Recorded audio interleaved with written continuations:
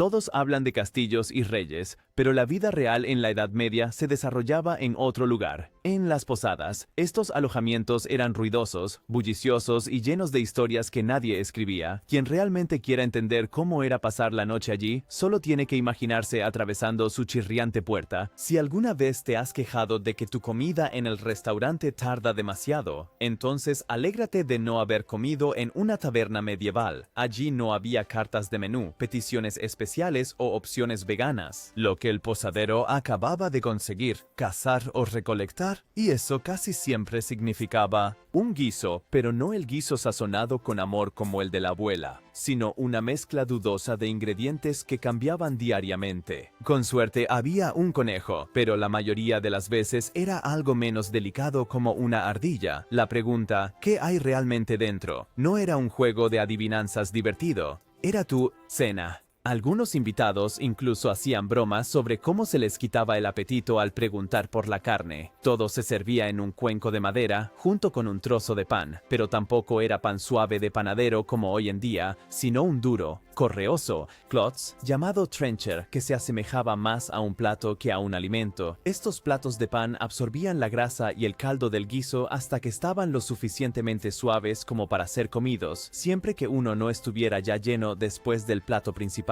Si no, este resto goteante se entregaba a los necesitados o se daba de comer a los animales. Lo que nunca faltaba, cerveza, más precisamente, ale, una bebida fuerte y sin filtrar, que corría a raudales en las tabernas medievales. De hecho, muchos taberneros estaban legalmente obligados a tener siempre pan y ale disponibles. Ayonso saez ya las andala, no solo para sus huéspedes, sino como un servicio público. En Inglaterra, una ley del siglo XIII requería que los albergues a lo largo de importantes caminos tuvieran comida y bebida disponibles. Tenían que hacerlo, y el ale era a veces tan espeso que, se dice, se podía dejar una cuchara de pie en él, siempre y cuando se encontrara de nuevo la cuchara después de dejarla caer. En cuanto a las sobras de comida, los taberneros medievales demostraban un talento para la sostenibilidad. El puré de cereales de la mañana podía terminar en el guiso de la noche. Lo que se cocinaba el lunes simplemente volvía a aparecer el martes. Eso no se llamaba intoxicación alimentaria, sino economía. La olla era un ciclo sin fin, nunca completamente vacía, siempre se volvía a llenar. Algunos comerciantes viajeros afirmaban incluso que en ciertas posadas famosas algunos guisos llevaban años hirviendo, sin interrupción. Quienes podían permitirse una posada más cara tenían la suerte de obtener una comida mejor, un pedazo de queso que aún no estuviera verde, o carne de la cual al menos se sabía de qué animal provenía. El pescado fresco era un verdadero lujo, generalmente solo disponible cerca de un río o del mar, aunque fresco en ese entonces se interpretaba de manera bastante generosa. Después de llenarse el estómago con un caldo dudoso, surgía una nueva pregunta. ¿Y cómo se duerme en una posada así? Quien hoy piensa en hoteles, imagina habitaciones individuales con cerradura, sábanas limpias y carteles de no molestar. Todo eso, en la Edad Media, era puro pensamiento deseado. La idea de una habitación privada era completamente ajena para la mayoría de los viajeros. En su lugar, se les esperaba una forma muy temprana de convivencia social, quisieran o no. Los huéspedes comunes pasaban la noche en dormitorios compartidos, donde habitación ya era decir demasiado.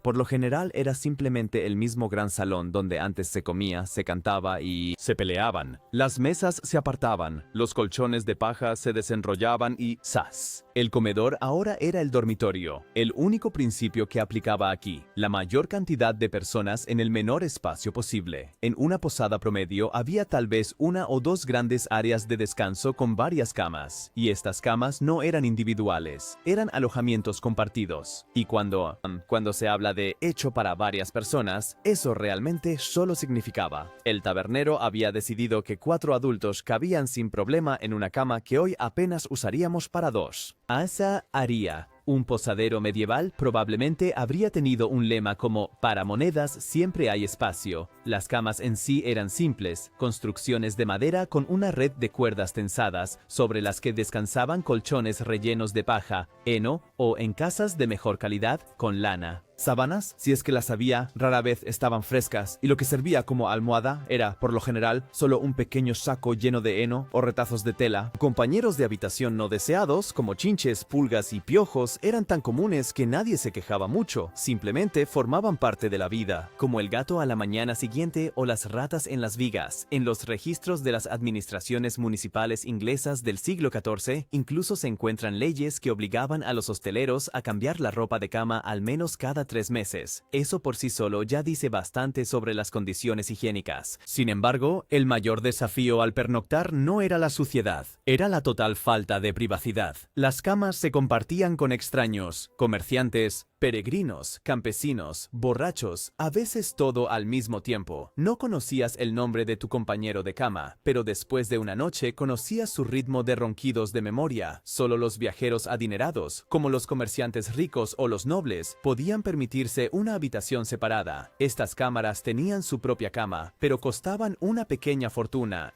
incluso entonces, las paredes eran delgadas, las puertas no se podían cerrar con llave y también aquí rara vez se estaba solo. Al fin y al cabo, los ratones no tenían miedo a la riqueza. Una costumbre extraña para los ojos modernos era la posición del sirviente. Los huéspedes adinerados hacían que sus sirvientes durmieran a los pies de su cama, ya fuera por falta de espacio o por protección. Algunos nobles hacían que su guardia personal durmiera directamente frente a la puerta para mantener alejados a los intrusos o al menos los peores. Olores. Los viajeros precavidos llevaban su propio colchón enrollado, algo así como un saco de dormir medieval. Así se podían proteger al menos de las peores manchas, el colchón húmedo y los insectos que saltaban. Por incómodas que puedan parecer hoy estas condiciones de descanso, también tenían una función social. En estos dormitorios atestados se intercambiaban noticias, se hacían negocios y se forjaban amistades. Para algunos, el abarrotamiento era incluso una ocasión bienvenida para la sociabilidad. Y cuando poco a poco todos se habían tumbado, apretados como sardinas en lata y el ronquido colectivo comenzaba, entonces poco a poco se hacía el silencio en la posada. No es así, porque tan pronto se apagaba la última vela, a menudo comenzaba la verdadera locura. En la Edad Media, la caída de la noche no significaba descanso y relax, sino que comenzaba el verdadero entretenimiento. El resplandor del fuego y las voces de los huéspedes animados transformaban la posada en una especie de club nocturno medieval. O mesta, pesta, gesta, rústico, sucio, ruidoso y animado. El principal punto del programa, beber, y en cantidades que hoy apenas podemos imaginar. La cerveza, más específicamente el ale, no era una bebida fría y gaseosa como hoy, sino algo cálido, espeso y ligeramente fermentado, que recordaba más al pan líquido, y se consumía diariamente en cantidades asombrosas. Informes escritos de la época muestran: la persona promedio en la Edad Media bebía hasta 4 litros de ale por día, no solo por ánimo de fiesta, sino porque el agua a menudo era poco segura. El ale se calentaba durante la elaboración, lo que mataba muchos gérmenes, así que era literalmente más saludable que el agua de pozo. Entonces, si el posadero te servía más, no lo hacía solo por interés comercial, era casi una medida de salud. Además de beber, había otra pasión muy extendida: los juegos de dados, fáciles de jugar y aún más fáciles de manipular. Más de una velada amistosa terminaba después de unas pocas rondas en peleas reales, cuando alguien sentía que había sido engañado. La línea entre el juego amistoso y la enemistad era delgada, especialmente después del tercer jarro. El canto también era una parte integral del entretenimiento nocturno, y no se trataba de canciones finas para oídos cortesanos, sino de canciones burdas, ruidosas y groseras con estrofas interminables. Historias sobre valientes héroes, amores inalcanzables o batallas legendarias eran contadas con un tono cada vez más desafinado y un ritmo cada vez más entusiasta. Después de 10 versos, hasta el gato del anfitrión podía cantar mejor que los invitados. Algunas tabernas incluso atraían a artistas itinerantes, juglares, narradores, bufones o músicos. Estos actuaban a cambio de una comida caliente, un par de cervezas y tal vez un mejor lugar para dormir. Con sus historias y actuaciones traían noticias de pueblos lejanos. La posada no era solo un escenario, sino también un canal de noticias. Las peleas en la taberna eran tan normales como la cerveza. Casi se podría decir que formaban parte del programa de la noche después del tercer jarro. Pelea a puñetazos en el cientos en chimenea. Para tales ocasiones, el posadero solía tener un bastón fuerte detrás del mostrador, no para brindar, sino para calmar. Doch am meisten begehrt war der Klatsch. In einer Zeit ohne Zeitungen, Radio oder Internet war das Gasthaus der Ort, an dem sich Informationen verbreiteten. Wer abends in der Taverne saß, erfuhr, was in der Welt passierte, oder zumindest in der nächsten Stadt. Gerüchte, Liebesdramen, Preisschwankungen auf dem Markt. Alles wurde zwischen Bierkrügen intercambiaba. Cuando finalmente el reloj de la ciudad sonaba durante el toque de queda, los clientes se retiraban lentamente hacia sus lugares de descanso, o simplemente se desplomaban de nuevo en su banco. Los viajeros más astutos ya se habían asegurado un lugar adecuado. Los más lentos tenían que conformarse con dormir justo al lado del cantante, con la voz más fuerte de la noche y sentir su aliento muy de cerca. De disfrutar. Aunque en la Edad Media había reglas para el comportamiento en los mesones, cumplirlas era más bien cuestión de suerte. A diferencia de los hoteles modernos, donde hay indicaciones como no fumar, salida a las 11 en punto, o horarios de silencio a partir de las 22 horas claramente señalizados, las normas medievales funcionaban bajo otro principio. Eran recomendaciones respaldadas por el uso de la porra. La primera regla, paga tu cuenta o paga de otra manera. Los anfitriones no eran benefactores. Quien no podía saldar su factura era obligado a hacerlo, en el sentido más literal. Documentos de la Inglaterra del siglo XIII muestran que a los huéspedes que no podían pagar se les quitaba rápidamente su caballo, su abrigo o incluso su espada, como garantía o directamente como pago, y quien no tenía nada tenía que trabajar con lo que aún le quedaba, sus manos. Eso significaba limpiar establos, cortar leña, vaciar orinales. Definitivamente no era una mejora en comparación con un lugar para dormir ya de por sí dudoso. En segundo lugar, no luchar con espadas en espacios cerrados. Suena obvio, pero aparentemente era algo frecuente. Problema, tan frecuente que ciudades como Londres en el año 1273 establecieron penas especiales por ello. Introdujeron 20 chelines de multa si alguien sacaba la espada en la taberna, una suma considerable si se considera que una noche costaba a menudo solo un solo penique. Los cuchillos pequeños estaban permitidos, ya que se consideraban utensilios de comida, y si alguien al cortar el asado accidentalmente rajaba a alguien o al revés, en caso de duda, era difícil de probar. La tercera regla, después del toque de queda, mayoría de las ciudades había una señal de campana por la noche, generalmente a las 21 horas en invierno, 22 horas en verano. Después de eso, las puertas debían cerrarse y debería mantenerse la calma. En la teoría. En la práctica, estas normas se aplicaban principalmente a las pequeñas posadas dentro de las murallas de la ciudad. Los grandes mesones a lo largo de las carreteras principales, especialmente aquellos con huéspedes adinerados o influyentes, raramente las cumplían. Si un juez local o un caballero de paso se quedaba para una juerga, se hacía la vista gorda con gusto durante la noche. Cuarto, no robes a otros huéspedes. Una regla que suena tan fundamental que uno pensaría que es obvia, pero no lo era. En las posadas medievales, el robo era algo común, o mejor dicho, de noche. Algunos posaderos advertían por precaución que no asumirían ninguna responsabilidad por las pertenencias robadas. Otros, por supuesto, ofrecían cofres o cámaras con cerradura para el almacenamiento, por un cargo adicional. Los viajeros experimentados sabían cómo arreglárselas. Se ataban la bolsa de dinero al cuello por la noche o la escondían debajo de la almohada. La confianza no era una moneda corriente, ni siquiera al dormir.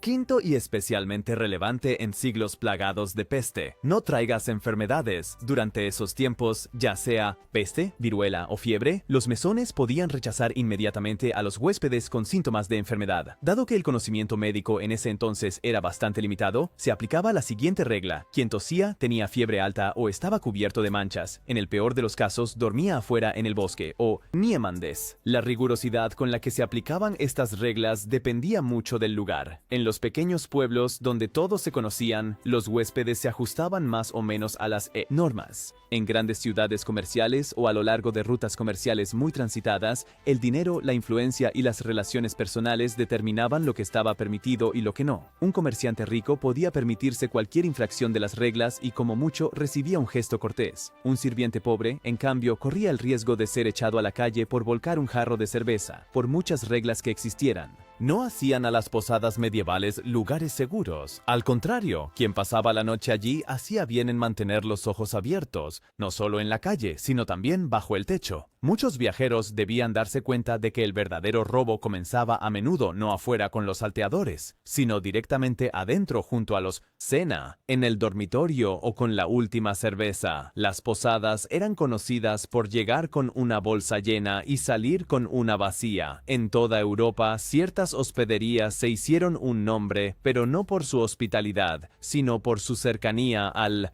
crímenes. Algunos anfitriones trabajaban incluso directamente con ladrones. El acuerdo era simple. El anfitrión observaba quién estaba bien vestido, era rico o imprudente y pasaba esta información. A cambio, recibía una parte del botín. Así podía suceder que el hombre que te servía el guiso también se asegurara de que te robaran por la noche. Los métodos de los ladrones eran a menudo sorprendentemente refinados. Algunos espiaban a través de rendijas o agujeros perforados entre las habitaciones para ver dónde se escondía el dinero. Otros esperaban hasta que los huéspedes estuvieran borrachos y dormidos para deslizarse en la oscuridad por los dormitorios. Los más astutos iban aún más sutilmente. Ocurriera, se sentaban a la hora de la cena en la mesa de los viajeros y charlaban amigablemente sobre su procedencia, profesión o destino de viaje, y se aseguraban de recordar exactamente quién probablemente cuánto dinero llevaba. Tales experiencias llevaron a que muchos viajeros desarrollaran sus propios mecanismos de protección. Las monedas de oro se cosieron en el dobladillo de la ropa, los monederos se llevaban bajo la túnica y los comerciantes formaban grupos de viaje para relevarse mutuamente al dormir y vigilar. En París, por ejemplo, registros judiciales del temprano siglo XIV demuestran que alrededor de una quinta parte de todos los robos reportados ocurrían en o directamente en las posadas, y la cifra no registrada probablemente era mucho mayor, porque aquellos que solo estaban de paso rara vez se tomaban la molestia de presentar una denuncia para Nicht alle Gefahren gingen von Menschen aus. Feuer war eine ständige Bedrohung. Die Kombination aus offenen Flammen, Strohdecken, brennenden Kerzen, offenen Kochstellen und betrunkener huéspedes era extremadamente peligroso. Una pequeña chispa era suficiente y en cuestión de minutos, la posada se convertía en un mar de llamas. Especialmente crítico, las casas estaban a menudo muy juntas. Si una posada se incendiaba, pronto se incendiaba toda la calle. Por eso, muchas ciudades implementaron reglas estrictas sobre cuándo debían apagarse los fuegos. En Londres, por ejemplo, la campana nocturna, el couvre-feu, en alemán fuego, cubrir, con ese propósito. Sin embargo, lo estrictamente que se cumplía eso dependía, como muchas veces, del azar. La intoxicación alimentaria era otro compañero constante. Sin refrigeración y con una higiene cuestionable, bastaba con un trozo de carne mal cocido para arruinarle a uno el viaje. Las enfermerías monásticas cercanas a las carreteras principales informaban regularmente sobre casos de enfermedades diarreicas entre los viajeros. Una forma educada de decir, se vomitaban la vida. Y en tiempos de peste, una posada llena no solo era incómoda, sino potencialmente mortal. Algunas ciudades prohibían incluso la entrada a los viajeros durante tales brotes. Quien tosía, tenía fiebre o manchas sospechosas en la piel. No acababa en el dormitorio, sino afuera en los arbustos. También la propia carretera era peligrosa y eso lo sabían los ladrones. Esperaban cerca de las grandes posadas, escuchaban hacia dónde viajarían los huéspedes adinerados y los seguían al día siguiente por caminos apartados. Algunos maleantes planeaban sus asaltos ya en la cena, simplemente prestando atención.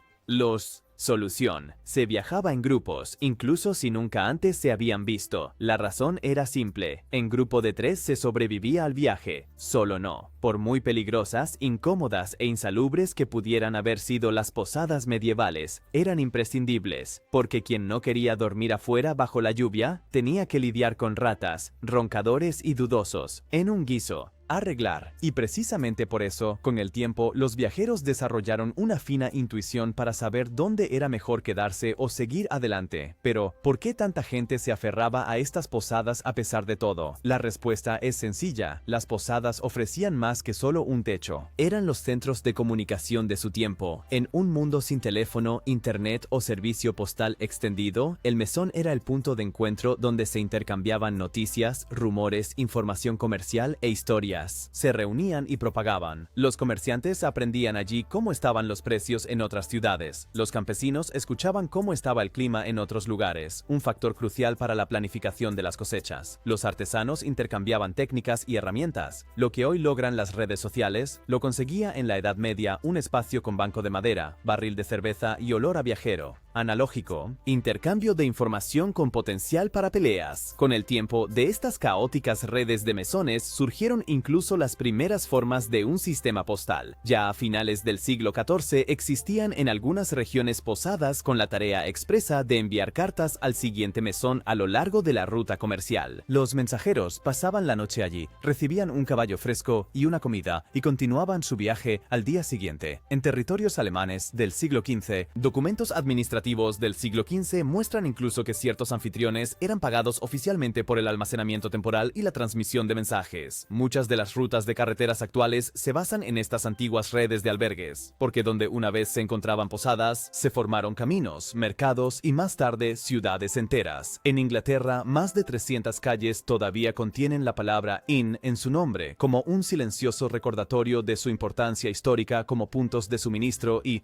punto de comunicación. Para los comerciantes, las posadas no eran solo lugares para dormir, sino también almacenes improvisados. Muchas disponían de habitaciones o cámaras con llave donde se almacenaban mercancías durante la noche. Podían estar a veces vigilados, a veces solo asegurados por la confianza en una habitación cerrada. Pero este mínimo grado de seguridad fue suficiente para que el comercio regional pudiera florecer. En algunas ciudades incluso se otorgaban beneficios fiscales cuando se abría una posada a lo largo de una ruta comercial importante. En metrópolis comerciales como Brujas o Florencia, está documentado que los posaderos a menudo actuaban como testigos en acuerdos comerciales. Fungieron. Algunas posadas estaban especializadas en ciertos grupos de clientes. Los comerciantes de lana se reunían en diferentes posadas que los comerciantes de especias o los trabajadores del metal. Cada sabía dónde se reunía su gente. También las autoridades municipales utilizaban los mesones como instrumento de control. En muchas regiones, los mesoneros debían informar a la ciudad sobre sus huéspedes, al principio por razones de seguridad y más tarde también para regular el naciente turismo. En las ciudades italianas del siglo XV se registró sistemáticamente el número de pernoctaciones, estadísticas tempranas de visitantes, siglos antes de la existencia de